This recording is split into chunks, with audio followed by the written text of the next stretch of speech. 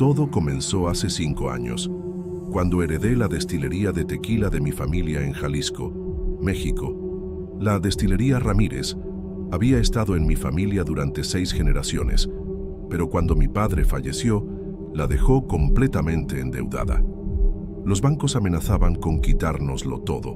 Nuestros empleados, personas que conocí desde niño, estaban a punto de perder sus empleos, y yo no tenía idea de cómo salvar el legado de mi familia. Intenté préstamos, busqué inversores, supliqué por plazos más largos, pero nada funcionaba. Cada día que pasaba, veía el sudor y la sangre de mis antepasados yéndose por el desagüe, junto con nuestro agave azul que nadie quería comprar. Fue en ese momento de desesperación total cuando don Esteban, el empleado más antiguo de la destilería y amigo cercano de mi abuelo, me llamó para una conversación privada. Tenía más de 80 años y conocía secretos de la producción de tequila que no estaban en ningún libro. Hay un ritual antiguo, me dijo en voz baja, como si las paredes pudieran escuchar, un ritual que los primeros jimadores hacían antes de la llegada de los españoles. Según él, los antiguos mexicas creían que el agave era un regalo de los dioses y que en tiempos de necesidad era posible hacer un pacto con el espíritu del agave. Recuerdo haber reído nerviosamente, pensando que era solo una superstición de un hombre anciano. Pero don Esteban no sonrió. Sus ojos negros y profundos me miraron con una seriedad que me hizo tragar saliva. Tu bisabuelo lo hizo una vez, reveló, cuando la Revolución Mexicana casi lo destruyó todo. Pero siempre hay un precio que pagar. Normalmente, habría ignorado completamente esta conversación. Soy, o al menos era, un hombre racional, graduado en administración en una universidad estadounidense. No creía en supersticiones o rituales antiguos, pero cuando estás a punto de perderlo todo, cuando ves el trabajo de generaciones desintegrándose en tus manos, te aferras a cualquier esperanza, por más absurda que parezca. Además, mi esposa Elena estaba embarazada de nuestro primer hijo. ¿Cómo podría decirle que no tendríamos cómo mantener a nuestra familia? ¿Cómo podría mirar a mi hijo en el futuro y decirle que dejé morir el legado de la familia en mis manos? Fue esa desesperación la que me hizo preguntar a don Esteban, ¿qué necesitamos hacer? La noche siguiente, durante la luna llena, fuimos a los campos de agave más antiguos de la propiedad. Don Esteban trajo una botella del último tequila producido por mi abuelo, guardado durante décadas para una ocasión especial. También trajo un puñal de obsidiana que, según él, pertenecía a los antiguos jimadores. Encendimos una fogata entre las plantas de agave, algunas con más de 12 años de edad. El anciano me instruyó a hacer un corte en la base de la planta más antigua, mientras él murmuraba palabras en náhuatl, la lengua de los antiguos aztecas. El líquido que escurrió de la planta, la savia del agave, fue mezclado con el tequila en la misma copa.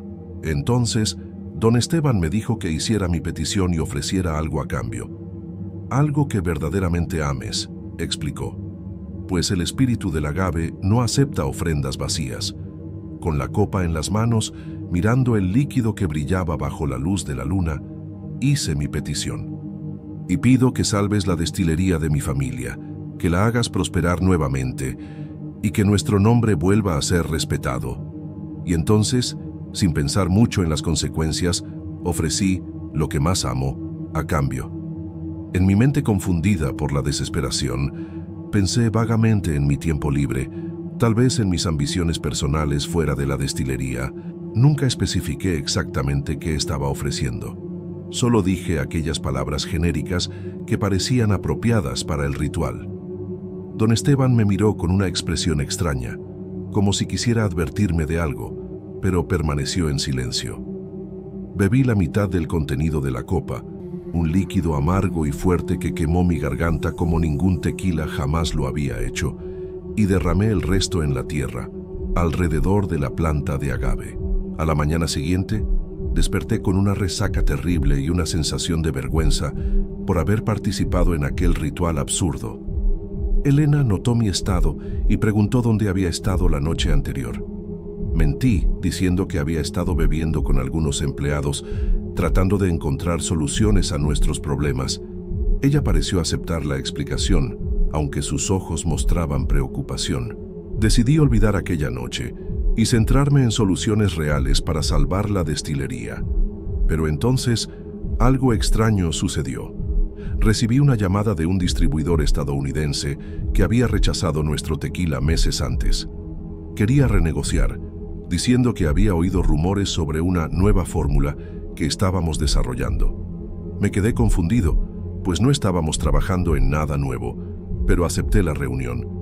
3 días después, al verificar nuestros tanques de fermentación, noté algo diferente. El aroma era más intenso, más complejo de lo normal. Llamé a nuestro maestro tequilero, Ramón, quien quedó igualmente sorprendido. Decidimos seguir con el proceso y ver el resultado. Cuando finalmente destilamos aquel lote, el producto final era algo que nunca habíamos visto antes. El color era de un ámbar profundo, incluso sin envejecimiento en barricas, y el sabor era indescriptible. Tenía notas que ninguno de nosotros podía identificar, una complejidad que parecía imposible. Ramón, un hombre con 40 años de experiencia, se quedó sin palabras. «Esto no es normal», dijo finalmente, con una expresión que mezclaba admiración y miedo. «Esto no es natural». Pero yo estaba demasiado entusiasmado con el resultado para preocuparme por sus palabras. Envié muestras al distribuidor estadounidense, que inmediatamente hizo un pedido enorme. Fue el comienzo de nuestra recuperación. En los meses siguientes, nuestro tequila ganó una reputación casi mítica en el mercado. Los expertos no podían explicar su sabor único, y las ventas se dispararon más allá de nuestras expectativas más optimistas. Recibimos invitaciones a ferias internacionales y ganamos premios que nunca imaginé posibles. En menos de 6 meses, todas nuestras deudas fueron pagadas y estábamos expandiendo la producción. Elena estaba radiante con el cambio en nuestra situación financiera, aunque a veces me preguntaba cómo habíamos conseguido aquella nueva fórmula. Yo siempre evadía el tema, diciendo que era un secreto de familia que había redescubierto en antiguos cuadernos de mi abuelo. La mentira me molestaba, pero ¿cómo podría contar la verdad? ¿Cómo explicar que un ritual supersticioso bajo la luz de la luna había salvado nuestro negocio? Además, yo mismo no creía completamente en eso. Prefería pensar que simplemente habíamos tenido suerte, que alguna combinación accidental de factores había resultado en aquel tequila extraordinario. Pero entonces, los acontecimientos extraños comenzaron. Primero fue Ramón, nuestro maestro tequilero. Empezó a quejarse de pesadillas. Decía que soñaba con campos de agave que susurraban su nombre. Una mañana, no apareció para trabajar. Encontramos su cuerpo entre las plantas de agave, sin ninguna señal de violencia o enfermedad. El médico dijo que fue un ataque cardíaco, pero sus ojos estaban abiertos en una expresión de puro terror, y sus dedos estaban enterrados en la tierra, como si hubiera intentado aferrarse a algo. Durante el funeral, don Esteban me miró de una manera que me hizo sentir escalofríos. «Ha comenzado», murmuró cuando pasó junto a mí. «El precio está siendo cobrado». Traté de ignorar sus palabras, convenciéndome de que la muerte de Ramón había sido solo una triste coincidencia. Después de todo, ya tenía más de 60 años y no cuidaba bien su salud. Después vinieron los accidentes en la destilería. Un tanque de fermentación explotó sin motivo aparente, hiriendo a 2 empleados. Una pared entera se derrumbó durante una noche sin viento ni lluvia. Y lo más perturbador, 3 gimadores diferentes sufrieron cortes profundos con sus propias herramientas, todos alegando que sintieron como si algo se hubiera jalado sus manos.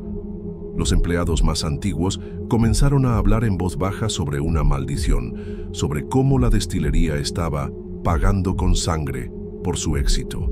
Yo trataba de calmarlos, ofrecía bonos, mejoraba las condiciones de seguridad, pero el miedo estaba instalado. Algunos renunciaron, diciendo que preferían el desempleo a trabajar en un lugar maldito. Y durante todo ese tiempo, la producción de nuestro tequila especial continuaba, y cada lote parecía aún mejor que el anterior. Fue en esa época cuando Elena, en el 7º mes de embarazo, comenzó a mostrar señales preocupantes. Siempre tuvo un olfato sensible, pero de repente empezó a sentir constantemente el olor a agave cocido, incluso cuando estábamos lejos de la destilería. Al principio pensé que era solo una fijación del embarazo, algo como esos antojos extraños que tienen las mujeres, pero luego desarrolló una sed insaciable. Bebía litros y litros de agua al día y aún así se quejaba de que su boca estaba seca. Los médicos hicieron exámenes, preocupados por diabetes gestacional, pero todos los resultados volvieron normales. No había explicación médica para aquella sed. Una noche, desperté y la encontré en la cocina, bebiendo directamente del grifo con una expresión casi desesperada. Cuando me vio, sus ojos tenían un brillo extraño, casi salvaje. «Puedo olerlo en ti», dijo. «El agave está en todas partes». «¿Por qué está en todas partes, Miguel?» La situación empeoró cuando me di cuenta de que Elena estaba escondiendo botellas de nuestro tequila por el apartamento. Encontré una debajo del colchón, otra en el armario del baño, una más dentro de la caja de zapatos. Ella nunca había sido de beber, especialmente durante el embarazo, pero cuando la confronté, lo negó vehementemente. «No estoy bebiendo», gritó con una rabia que nunca había visto en ella.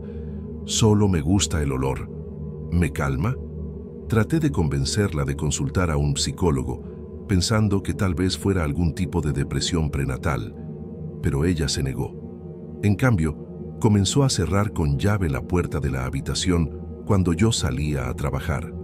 A veces, cuando volvía, podía jurar que sentía un fuerte olor a agave viniendo de adentro, pero ella siempre lo negaba. Nuestra relación, que siempre fue sólida, comenzó a deteriorarse rápidamente. Elena, que siempre fue mi roca, mi confidente, ahora parecía una extraña en nuestra propia casa. 2 semanas antes de la fecha prevista para el parto, Elena tuvo que ser llevada de urgencia al hospital. Su presión arterial estaba peligrosamente alta y los médicos decidieron hacer una cesárea de emergencia. Me quedé en la sala de espera, aterrorizado ante la posibilidad de perder a mi esposa y a mi hijo. Fue en ese momento de extrema vulnerabilidad cuando don Esteban apareció, como si hubiera adivinado lo que estaba sucediendo. Se sentó a mi lado en silencio durante algunos minutos antes de finalmente hablar. «Ofreciste lo que más amas», dijo con voz grave. El espíritu del agave lo interpretó a su manera. Sentí que mi sangre se helaba. «¿Qué estás diciendo?», pregunté, aunque una parte de mí ya sabía la respuesta. «El espíritu no quiere tu vida ni la de Elena», explicó don Esteban. «Quiere a tu hijo, no para matarlo, sino para marcarlo como suyo, un linaje dedicado eternamente al agave». Antes de que pudiera responder, un médico apareció llamando mi nombre. Mi hijo había nacido y Elena estaba estable, aunque débil. Corrí para conocer a mi primogénito, tratando de alejar las palabras de don Esteban de mi mente. Pero cuando vi a mi hijo por primera vez, todo el horror de la situación me golpeó como un puñetazo. En la piel delicada del bebé, esparcidas por el cuerpecito como una especie de marca de nacimiento, había formas que recordaban inequívocamente a hojas de agave, patrones azulados que formaban diseños demasiado perfectos para ser coincidencia. Y cuando lloró, noté algo que hizo que mi corazón casi se detuviera. Sus lágrimas dejaban un rastro diferente en su carita roja. Una enfermera, curiosa, recogió una gota con el dedo y por reflejo se la llevó a la boca. Su expresión de shock lo dijo todo. «¿Esto tiene alcohol?», murmuró confundida. Rápidamente inventé una excusa sobre haber usado gel de alcohol en las manos antes de tocar al bebé, pero sabía la verdad. Mi hijo estaba llorando lágrimas con alto contenido alcohólico. Los días siguientes fueron una pesadilla en cámara lenta. Los médicos realizaron una batería de exámenes al bebé, al que llamamos Carlos, en honor a mi padre. Nadie podía explicar las extrañas marcas en su piel ni la composición anormal de sus lágrimas. Un dermatólogo sugirió que podría ser una forma rara de marca de nacimiento, mientras que un oftalmólogo teorizó sobre una condición desconocida de las glándulas lacrimales. Ninguno de ellos parecía convencido de sus propias explicaciones. En cuanto a Elena, se recuperaba físicamente de la cesárea, pero su comportamiento era cada vez más errático. Se negaba a alejarse del bebé, incluso para dormir, y seguía quejándose de la sed insoportable. Una noche, entré en la habitación del hospital y la encontré inclinada sobre la cuna, recogiendo las lágrimas de Carlos en una pequeña botella que había traído escondida en su bolso. Cuando notó mi presencia, trató de esconder la botella, pero se la arranqué de las manos. «¿Qué estás haciendo?», grité horrorizado. Ella me miró con ojos vidriosos, casi en trance. «Me llaman Miguel. Sus lágrimas tienen el mismo olor que el tequila, el mismo olor que está en ti. Fue esa noche cuando tomé la decisión más difícil de mi vida». Le conté todo a Elena: el ritual con don Esteban, el pacto con el espíritu del agave, la oferta vaga que hice de lo que más amo. Mientras hablaba, observaba su rostro pasar de la confusión al horror y finalmente a la ira más pura que jamás he visto. «¿Vendiste a nuestro hijo?», susurró, con una voz que parecía venir de las profundidades del infierno. «¿Sacrificaste a nuestro bebé por dinero?». Traté de explicar que nunca imaginé que el espíritu interpretaría mi oferta de esa manera, que pensé que estaba ofreciendo algo abstracto, como mi tiempo o mi esfuerzo.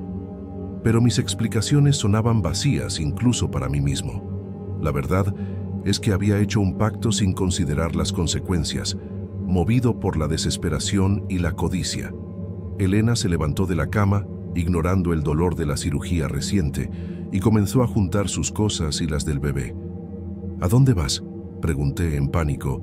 «Lejos de ti», respondió sin mirarme.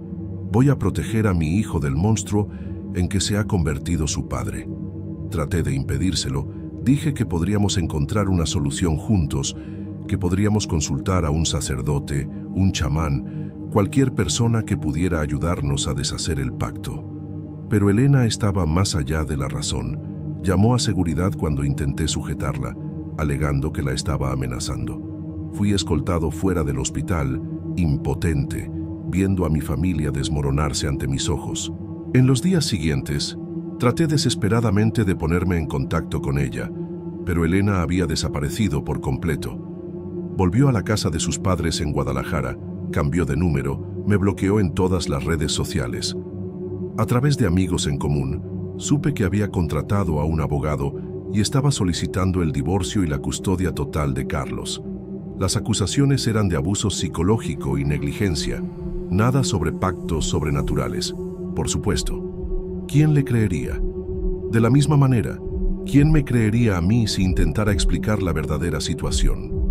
Mientras mi vida personal se desmoronaba, la destilería seguía prosperando de manera casi obscena.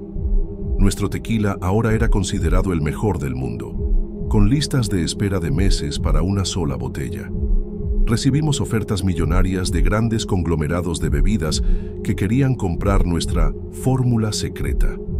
Pero cada sorbo de aquel líquido ámbar me recordaba el precio que estaba pagando. Comencé a beber pesadamente, no nuestro tequila especial, sino cualquier cosa que pudiera adormecer mi culpa y mi remordimiento. Don Esteban trató de aconsejarme, diciendo que necesitaba aceptar el pacto y sus consecuencias, que luchar contra el espíritu del agave solo traería más sufrimiento. Pero, ¿cómo podría aceptarlo? ¿Cómo podría simplemente seguir adelante sabiendo que mi hijo estaba marcado para siempre por causa de mi ambición?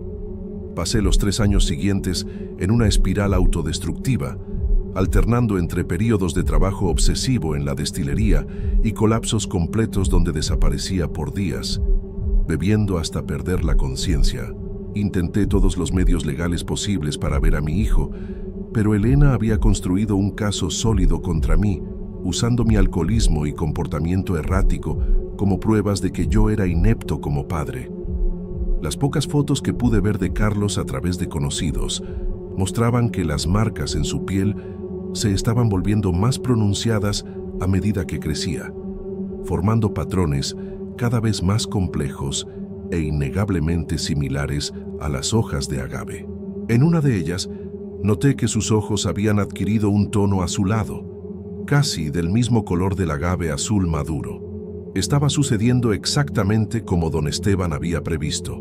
Mi hijo estaba siendo transformado, reclamado por el espíritu con quien había hecho el pacto.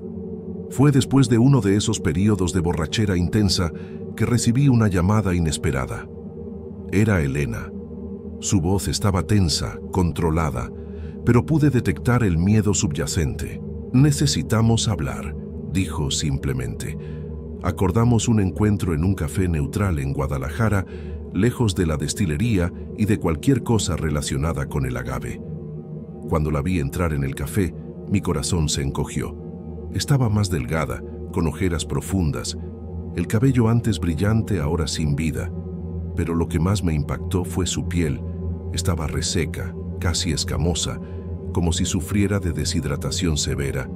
«La sed nunca pasó», dijo, notando mi mirada. «Solo empeoró. Bebo galones de agua al día, pero nada ayuda. Los médicos no encuentran nada malo en mí». Entonces abrió su bolso y sacó algunas fotos. «Pero no es sobre mí que necesitamos hablar, es sobre Carlos». Las fotos mostraban a mi hijo, ahora con casi 4 años. Un niño hermoso, con los ojos de Elena y mi barbilla. Pero las marcas en su piel eran imposibles de ignorar. Se habían extendido y ahora cubrían casi todo su cuerpo en intrincados patrones azul verdosos. «Ningún médico puede explicarlo», dijo Elena con voz temblorosa. «Ya hemos consultado a dermatólogos en 3 países diferentes. Algunos sugieren una forma desconocida de vitíligo, otros hablan de reacción alérgica, pero nadie tiene respuestas concretas». Hizo una pausa, tragando saliva. «Y hay más. Ya no llora lágrimas normales, siempre son alcohólicas, y recientemente comenzó a exhalar un olor a agave tan fuerte que los otros niños en el preescolar se niegan a jugar con él. Dicen que huele como la bebida del papá de ellas». Me miró directamente a los ojos por primera vez. «Necesito que deshagas esto, Miguel. Cualquiera que sea el pacto que hiciste, necesitas romperlo. Nuestro hijo está sufriendo».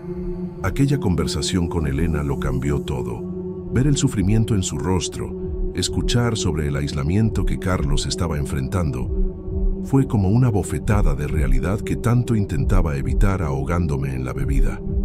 Le prometí que haría todo lo posible para deshacer el pacto, aunque no tenía idea de cómo empezar. Ella me permitió ver a Carlos al día siguiente, un encuentro breve y supervisado en un parque. Cuando mi hijo corrió hacia mí, sentí el olor antes incluso de que me abrazara. Un aroma intenso de agave, como si lo hubieran sumergido en tequila. Pero lo más perturbador fue cuando susurró en mi oído: «Papá, hay personas en los campos. Me hablan cuando estoy durmiendo. Dicen que soy especial». Sentí que mi sangre se helaba. ¿Qué tipo de voces estaría escuchando un niño de 4 años? ¿Qué exactamente quería el espíritu de él? Volví a la destilería con una nueva determinación.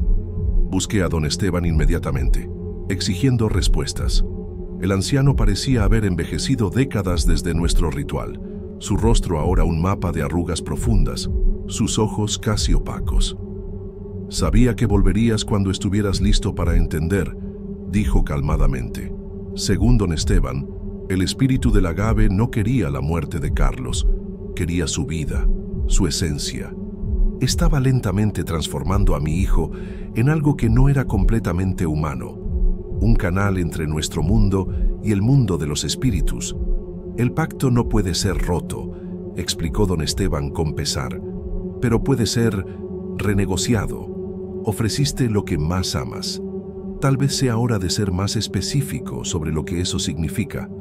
Sus palabras resonaron en mi mente mientras trataba de procesar la enormidad de lo que estaba enfrentando. Pasé las semanas siguientes investigando obsesivamente, consultando antiguos textos sobre rituales mexicas, hablando con antropólogos especializados en culturas precolombinas, incluso visitando a curanderos tradicionales en las montañas de Jalisco. Todos decían esencialmente lo mismo: los pactos con espíritus no pueden ser simplemente cancelados, pero pueden ser redirigidos. El precio siempre tiene que ser pagado, pero la forma de pago puede ser alterada si la entidad está de acuerdo. Mientras tanto, la condición de Carlos empeoraba. Elena me llamaba casi a diario, relatando nuevos y perturbadores desarrollos. Había dejado de comer alimentos normales, aceptando solo productos derivados del agave. Su temperatura corporal estaba constantemente por debajo de lo normal. Y lo más alarmante, había comenzado a hablar en una lengua que nadie reconocía durante el sueño, que más tarde un lingüista identificó como una forma antigua de náhuatl, la lengua de los aztecas. En la noche del 5º cumpleaños de Carlos, tomé mi decisión. Volví al mismo campo de agave donde todo había comenzado, llevando conmigo los mismos elementos del ritual original: el cuchillo de obsidiana, una botella de nuestro tequila premiado y mi ofrenda. Esta vez, sin embargo, sabía exactamente lo que estaba ofreciendo. Bajo la luz de la luna llena, hice un corte profundo en la planta de agave más antigua y mezclé su savia con el tequila. Entonces, hablé directamente al espíritu. Interpretaste mi ofrenda como mi descendencia, como mi hijo. Pero lo que realmente más amo, lo que siempre he amado por encima de todo, es esta tierra, esta destilería, este legado. Así que eso es lo que ofrezco a cambio de la libertad de mi hijo. Tómame como tu instrumento.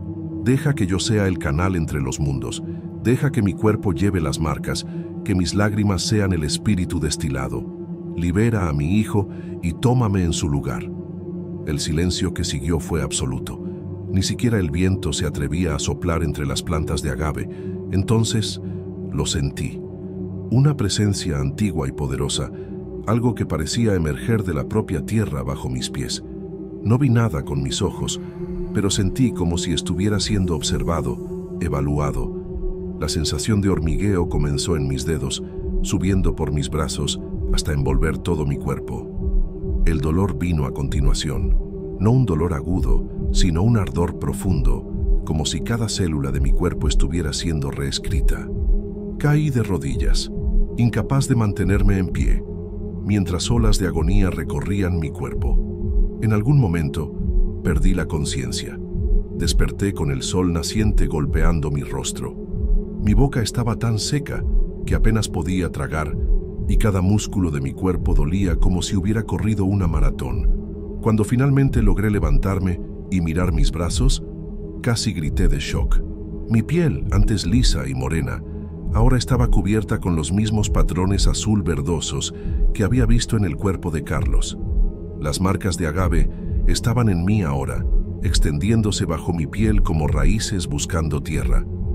Y dentro de mi mente sentía una presencia, no invasiva u hostil, sino vigilante, observadora. Como si algo estuviera ahora permanentemente alojado en un rincón de mi conciencia. Llamé a Elena inmediatamente.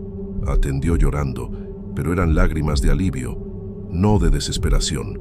Las marcas están desapareciendo, dijo entre sollozos. Comenzó durante la noche. Es como si estuvieran siendo borradas de su piel. Pregunté sobre la sed, sobre el olor a agave, sobre las voces que él oía. Todo estaba disminuyendo, dijo ella. Carlos había dormido toda la noche sin pesadillas por primera vez en meses y despertó pidiendo cereal, no jarabe de agave. Cuando colgamos, lloré. Lágrimas que, como descubrí al probar una de ellas por impulso, tenían el sabor inconfundible del mejor tequila que jamás había producido. Eso fue hace 6 meses. Las marcas en mi cuerpo continúan extendiéndose, y la sed que ahora siento es algo que ninguna cantidad de agua puede saciar. Pero he aprendido a vivir con ello. La destilería sigue prosperando. Nuestro tequila mantiene su sabor único e incomparable, aunque ahora entiendo completamente su origen. Soy yo quien proporciona el ingrediente secreto a través de un proceso que prefiero no detallar aquí. Elena y yo estamos reconstruyendo lentamente nuestra relación, no como marido y mujer, ese capítulo está cerrado, sino como padres dedicados a Carlos. Ella me permite verlo regularmente ahora, aunque siempre está observando atentamente, buscando señales de que el pacto pueda estar regresando. Hasta ahora, mi hijo parece completamente normal. Un niño sano y feliz sin ningún vestigio de las marcas o comportamientos extraños que lo atormentaron durante años. A veces, durante la noche, Siento el llamado de los campos de agave. Camino entre las plantas bajo la luz de la luna y puedo jurar que se inclinan levemente hacia mí, como si reconocieran a uno de los suyos. La presencia en mi mente se vuelve más fuerte en esos momentos, comunicándose no con palabras, sino con sensaciones e imágenes. Veo generaciones pasadas de gimadores, maestros tequileros, todos los que dedicaron sus vidas al agave. Veo la historia de mi familia entrelazada con la historia de esta planta antigua, este regalo de los dioses. Y entiendo ahora lo que Don Esteban intentó explicarme. No se trata de una maldición, sino de una simbiosis. El espíritu del agave no es malévolo, simplemente sigue su naturaleza, buscando una conexión con aquellos que cosechan sus frutos. No sé cuánto tiempo viviré con esta condición. Los médicos quedan perplejos con las marcas en mi piel, con la composición química de mis lágrimas, con mi capacidad de pasar días sin comer nada más que productos de agave. Algunos sugieren una enfermedad autoinmune desconocida. Otros teorizan sobre algún tipo de envenenamiento por productos químicos de la destilería. Dejo que especulen. La verdad es algo que pocos comprenderían o creerían. Lo que importa es que mi hijo está libre, que el precio está siendo pagado por quien debería haberlo pagado desde el principio, yo. Y cuando miro las hileras infinitas de agave azul extendiéndose por el horizonte de Jalisco, siento una extraña paz. Hice un pacto con un espíritu antiguo. Ofrecí lo que más amaba sin entender las consecuencias. Ahora estoy viviendo con ellas, un día a la vez, un sorbo a la vez. Y de alguna manera, eso parece justo.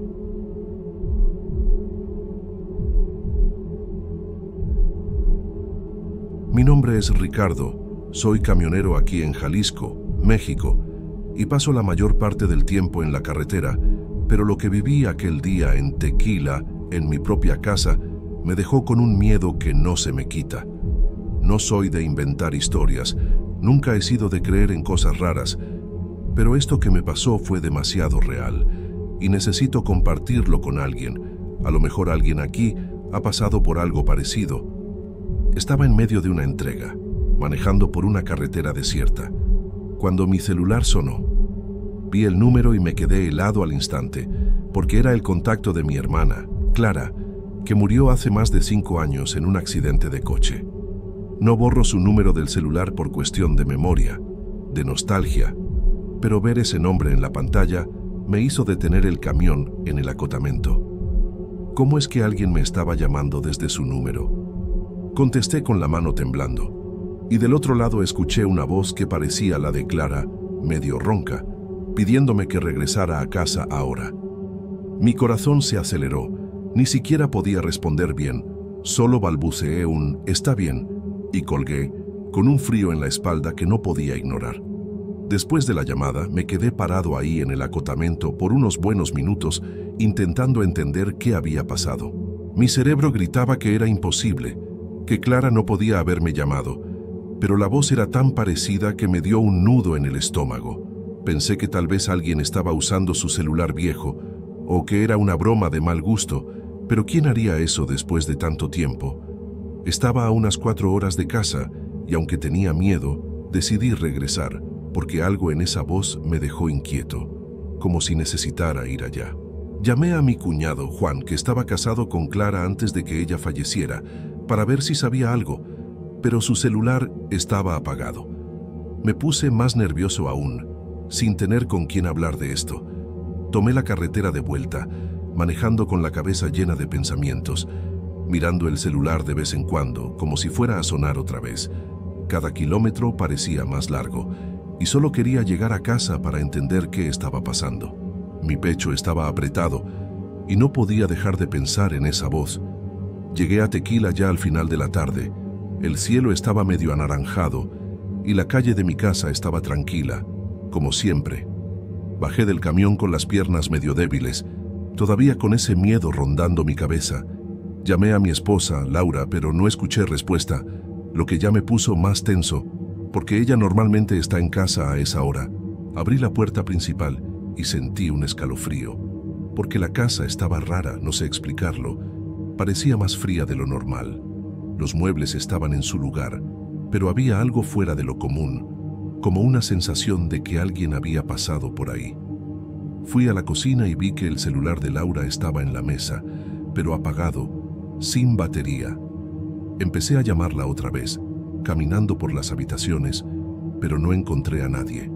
Fue entonces cuando noté una foto de Clara, que guardo en el estante de la sala, de pie, como si alguien la hubiera tocado. Siempre dejo esa foto acostada, para que no se llene de polvo. Entonces, ¿quién la movió? Mi corazón empezó a latir más rápido y sentí que algo estaba muy mal. Me quedé parado en la sala intentando calmarme, pero no podía quitarme de la cabeza la idea de que esa llamada tenía algo que ver con lo que estaba pasando. Tomé mi celular e intenté devolver la llamada al número de Clara, pero solo salía número inexistente. ¿Cómo es posible si acababa de recibir una llamada de ahí? Mi estómago se retorció y empecé a sudar frío, mirando las esquinas de la casa como si algo fuera a aparecer. Escuché un ruidito que venía del pasillo, como un crujido de madera, y casi dejó caer el celular del susto. Pensé que podía ser Laura llegando, así que la llamé otra vez, pero nadie respondió. Fui despacio hacia el sonido, con el corazón en la boca. Cada paso se sentía más pesado que el anterior. Al llegar al pasillo, no vi nada, pero el aire parecía más denso, y juro que sentí un olor extraño, medio como a tierra mojada, que no tenía explicación. Volví a la sala rápido porque no quería estar ahí solo, pero el miedo crecía dentro de mí. Me senté en el sofá, intentando pensar qué hacer, pero mi cabeza era un caos. ¿Será que era una broma de verdad? ¿O había algo más siniestro en todo esto? Sabía que Clara estaba muerta. Vi su cuerpo el día del accidente. Entonces, ¿cómo podía su voz estar en mi celular? Pensé en llamar a alguien, a cualquiera, solo para no estar solo con mis pensamientos. Pero mi mano temblaba tanto que apenas podía sostener el celular. Fue entonces cuando escuché otro ruido, esta vez más fuerte, como si algo se hubiera caído en el cuarto. Mi primer impulso fue tomar un cuchillo de la cocina, solo para sentirme más seguro, pero no quería ir hasta allá. Me quedé parado, mirando hacia el pasillo, esperando que el sonido parara. Pero continuó, un arrastre leve, como si algo se estuviera moviendo despacio. Mi sangre se heló, porque sabía que no había nadie en casa, pero parecía que había algo conmigo. Juro que en ese momento sentí como si Clara estuviera ahí de alguna manera, y eso me dio un miedo que no sé describir. Decidí que no podía quedarme quieto, así que, aunque tenía miedo, resolví ir al cuarto para ver qué era. Tomé el cuchillo y fui despacio, casi de puntitas, intentando no hacer ruido. El pasillo parecía más oscuro de lo normal, incluso con la luz del atardecer entrando por las ventanas. Al llegar a la puerta del cuarto, el sonido paró de repente, y sentí un aire helado pasar por mí, como si una corriente de viento hubiera venido de la nada. Empujé la puerta muy despacio, con la mano temblando, y no vi nada fuera de lo común, pero el armario estaba entreabierto, cosa que sé que no dejé así. Miré dentro y había una cajita que era de Clara, un regalo que me dio hace años, que guardo ahí. Estaba abierta, y dentro no había nada, pero sé que dejó un cordón de ella ahí dentro. ¿Quién tocó esto? Mi corazón estaba acelerado, y solo quería salir de ahí, pero parecía que algo me retenía, como si tuviera que quedarme y entender qué estaba pasando. Volví a la sala, todavía sosteniendo el cuchillo, y decidí cerrar con llave todas las puertas y ventanas, solo para sentirme un poco más seguro. Pero mientras hacía eso, escuché un sonido bajo, como un susurro, viniendo de algún lugar de la casa. No podía entender qué decía, pero parecía una voz, y juro que me recordó a la de Clara. Me quedé paralizado, con el corazón latiendo tan fuerte que parecía que iba a explotar en mi pecho. Intenté convencerme de que era cosa de mi cabeza, que era solo el viento o el cansancio de la carretera, pero en el fondo sabía que no era eso. Fui a la ventana de la sala y miré hacia la calle, pero no había nadie. Solo el silencio y la oscuridad empezando a caer. El miedo me estaba dominando, y no sabía si quedarme ahí o salir de casa. Tomé el celular otra vez, pensando en llamar a Laura, pero recordé que estaba en el trabajo y no iba a contestar tan pronto.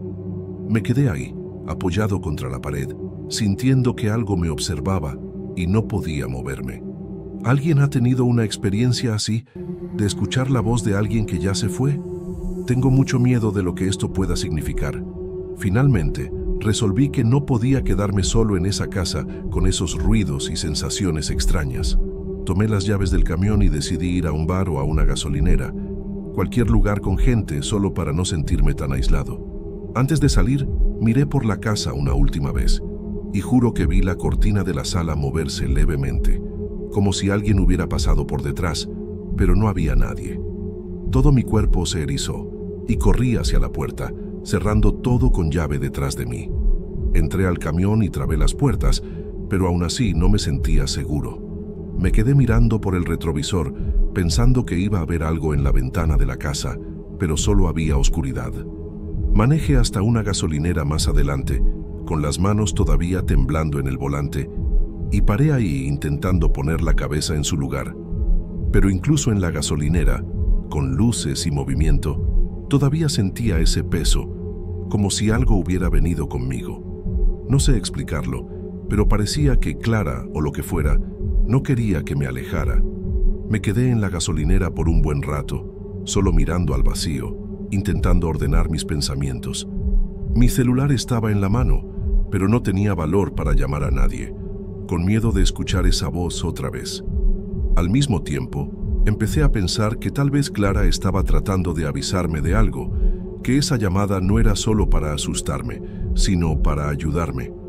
No sé, suena loco, pero ¿y si ella sintió que yo estaba en peligro o algo por el estilo? Solo de pensar en eso, mi pecho se apretaba porque la extrañaba, pero también sentía un miedo enorme de que fuera verdad. Resolví que no podía huir de esto para siempre, así que tomé un café solo ahí en la gasolinera, reuní un poco de valor y decidí regresar a casa. Necesitaba entender qué estaba pasando, aunque cada parte de mí gritara que no fuera.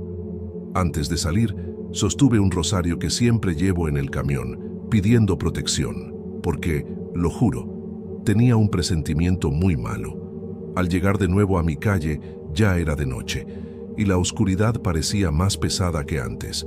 Estacioné el camión y me quedé un rato ahí dentro, solo mirando la casa, con las luces apagadas, pareciendo un agujero negro. Mi corazón estaba acelerado, pero pensaba en Clara, en cómo siempre cuidó de mí cuando estaba viva, y eso me dio un pequeño impulso para bajar. Abrí la puerta principal muy despacio, sosteniendo el rosario en la mano, y entré sin encender las luces de inmediato, con miedo de lo que iba a encontrar. El silencio era ensordecedor, pero sentía como si algo estuviera ahí esperándome. Fui directo a la sala, donde estaba su foto, y vi que seguía de pie, como si nadie la hubiera tocado desde que salí. Susurré bajito, casi sin voz: «Clara, si eres tú, ayúdame, muéstrame qué está pasando». No sé por qué hice eso, pero parecía que necesitaba hablar con ella, aunque fuera solo en mi cabeza. Me quedé ahí, parado, esperando algo, cualquier cosa, con todo el cuerpo tenso. Me quedé ahí en la sala por un tiempo que pareció una eternidad, sosteniendo el rosario, con la linterna todavía apuntando a las sombras, intentando convencerme de que todo estaba bien. Pero el silencio de la casa parecía vivo, como si me estuviera mirando, y no podía relajarme ni por un segundo. Decidí que necesitaba hablar con alguien, así que tomé el celular y llamé a Laura, aunque sabía que estaba en el trabajo. Para mi sorpresa, contestó y su voz fue como un bálsamo, trayéndome un poco de alivio. Le conté todo, desde la llamada de Clara hasta los ruidos en la casa, y se preocupó diciendo que iba a salir antes y venir a casa. Le pedí que no tardara, porque tenía mucho miedo de quedarme solo ahí. Mientras esperaba, mantuve la luz encendida y me quedé cerca de la puerta, listo para salir corriendo si algo más pasaba. Mi corazón todavía estaba acelerado, pero saber que Laura venía me daba una pequeña esperanza de que todo esto pasaría. Mientras esperaba, resolví no tocar nada más. Solo me quedé sentado, intentando no pensar demasiado. Pero de repente, escuché un último sonido, muy bajo, como si algo hubiera golpeado suavemente la pared del pasillo. Todo mi cuerpo se tensó y me levanté despacio, mirando en esa dirección, pero no tuve valor para ir hasta allá. Susurré una vez más. «Clara, si eres tú, por favor, déjame en paz ahora. Ya entendí que estás aquí». No sé si era mi imaginación, pero parecía que el aire se volvió más ligero después de que dije eso, como si algo me hubiera escuchado y respetado. El sonido no se repitió y la casa volvió a quedar en silencio absoluto. Me quedé ahí, parado, esperando otra señal, pero nada pasó. Era como si lo que estuviera ahí se hubiera ido, de la nada, sin explicación. Mi estómago todavía estaba revuelto, pero por primera vez en horas sentí que tal vez eso había terminado. Laura llegó unos 40 minutos después, y verla entrar por la puerta fue un alivio que no puedo describir. Me abrazó fuerte, preguntando si todo estaba bien, y le conté de nuevo, con más detalles, todo lo que había pasado. Escuchó con atención, pero podía ver en sus ojos que no sabía si creer o si pensaba que era solo mi estrés. Dijo que necesitábamos descansar, que tal vez era solo mi cabeza jugándome una mala pasada por la nostalgia de Clara. Yo quería creer eso, quería pensar que era solo imaginación, pero en el fondo sabía que lo que escuché y sentí en esa casa no era normal. Aún así acepté intentar relajarme, porque estaba agotado, tanto de miedo como de cansancio. Fuimos al cuarto juntos, pero no podía dormir.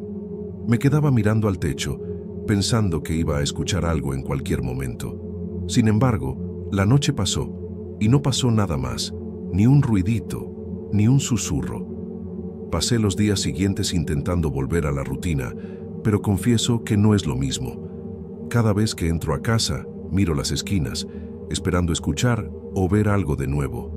No ha pasado nada más, ni ruidos, ni llamadas, pero el miedo no se ha ido. Intento creer que Clara estaba ahí solo para avisarme de algo, o tal vez para protegerme, pero ¿de qué? No sé.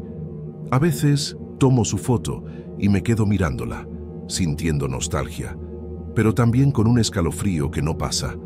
Laura dice que es mejor que olvide esto, que fue solo un mal día, pero no puedo. ¿Cómo explicar una voz que vino de un número que ya no existe?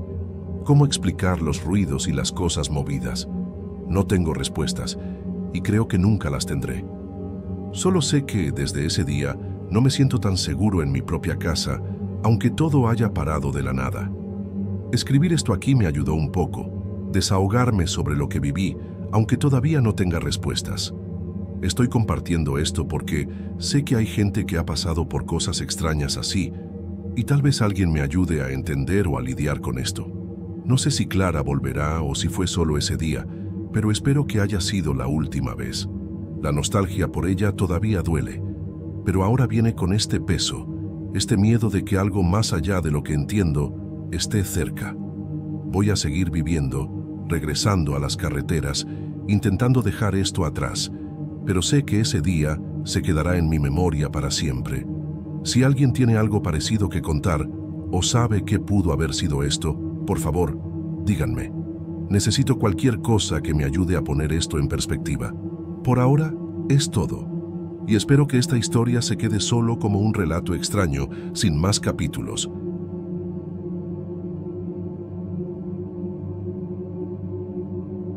Fui a Tequila con la intención de hacer un ensayo artístico, algo que me permitiera capturar la esencia de las mujeres que trabajan en los campos de agave. La idea era registrar su duro cotidiano, pero también mostrar la belleza del proceso, de la tierra, del trabajo arduo. Estaba emocionada. Al final, es el tipo de proyecto que puede darte una nueva perspectiva, una nueva forma de mirar el mundo. El hospedaje fue en la hacienda de una familia tradicional que, según el dueño, todavía preservaba antiguas prácticas y costumbres ligadas a la tierra. Esas cosas que, según él, a nadie le importan ya. Pero yo estaba ahí para eso, para ver de cerca, sentir el ambiente y, claro, hacer mi trabajo. En los primeros días, todo fue tranquilo. Las mujeres con quienes conversé eran fuertes, y parecían tener una conexión profunda con la tierra. Pasaba el día con ellas, fotografiando, y por la noche regresaba a mi pequeña casa en la hacienda. Pero pronto comencé a notar algo extraño. Al principio, era solo una pesadilla. Una niña pequeña, con el cabello oscuro y una piel pálida, cubierta por espinas.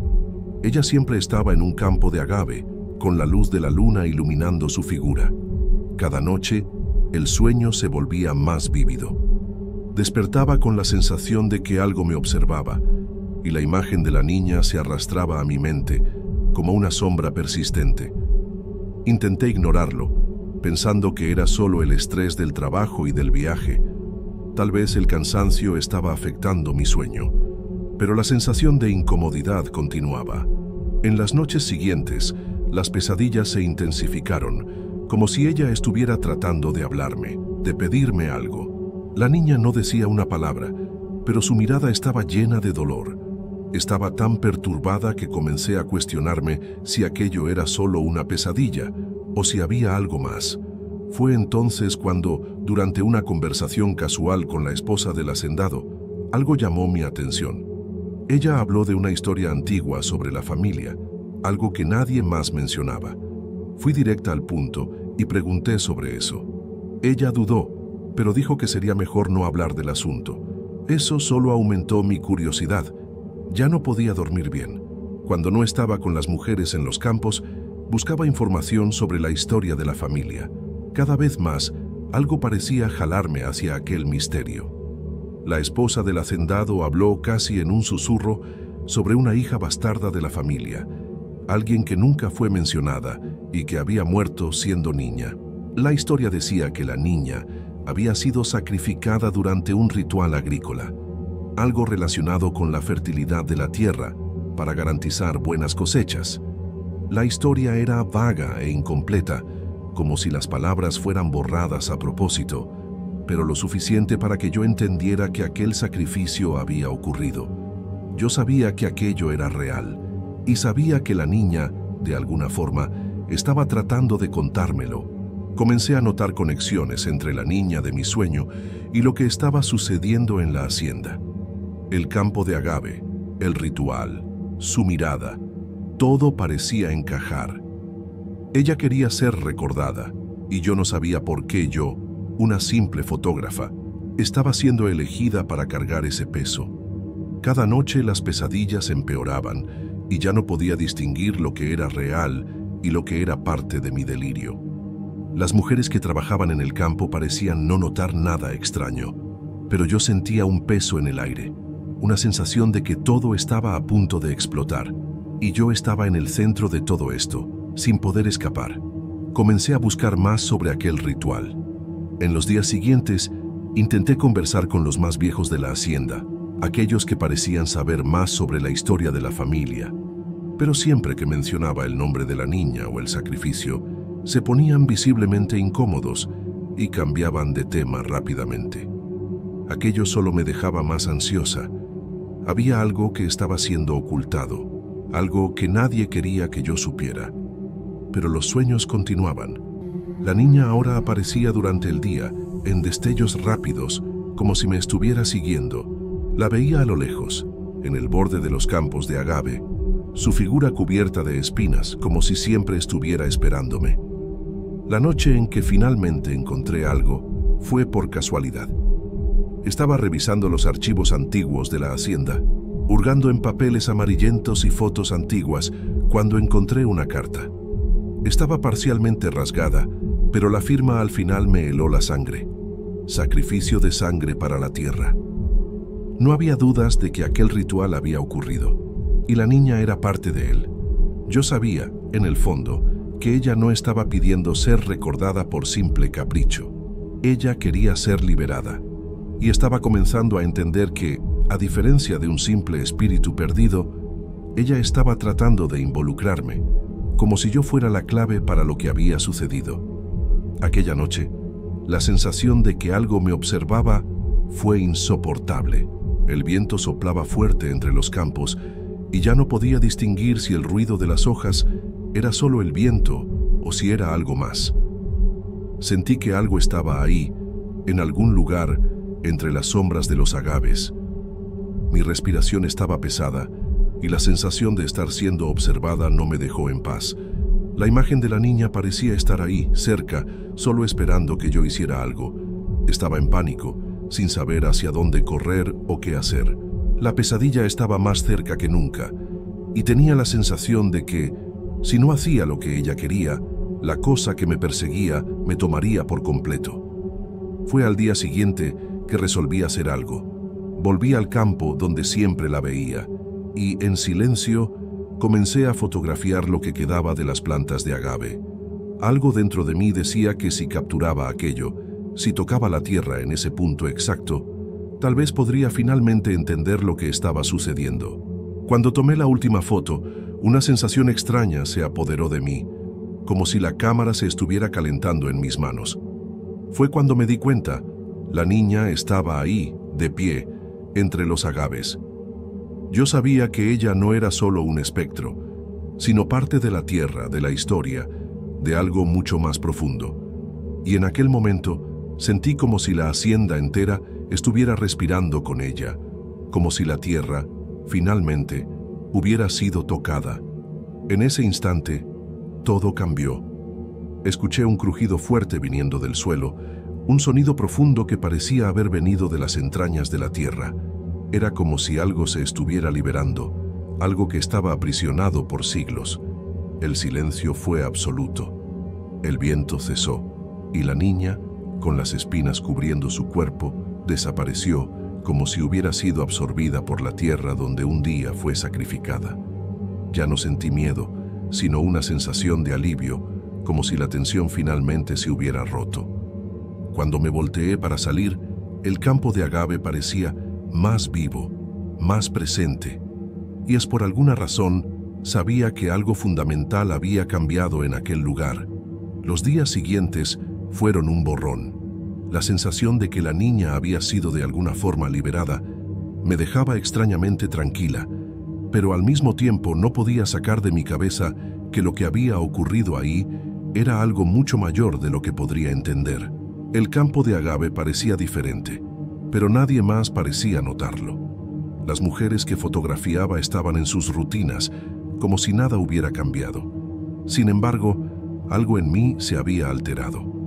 La energía de la hacienda estaba más pesada, pero al mismo tiempo había una calma que no podía explicar.